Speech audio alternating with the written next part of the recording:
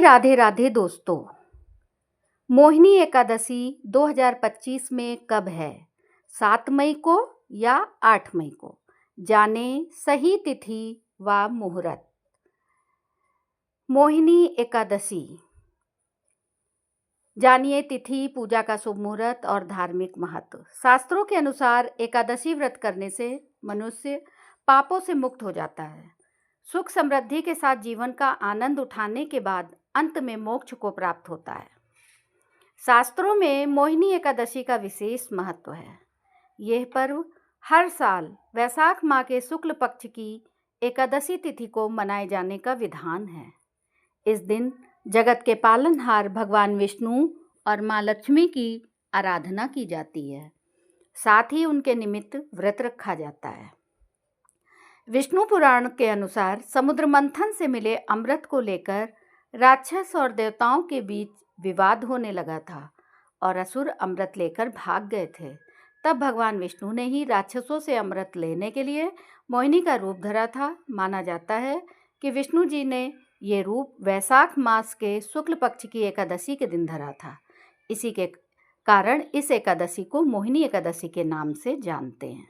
मान्यता है इस दिन व्रत रखने से सभी मनोकामनाएं पूर्ण होती हैं, साथ ही जीवन में सुख समृद्धि का वास बना रहता है। वहीं इस साल मोहिनी एकादशी का व्रत 8 मई को रखा जाएगा। आइए जानते हैं मोहिनी एकादशी तिथि और शुभ मुहूर्त।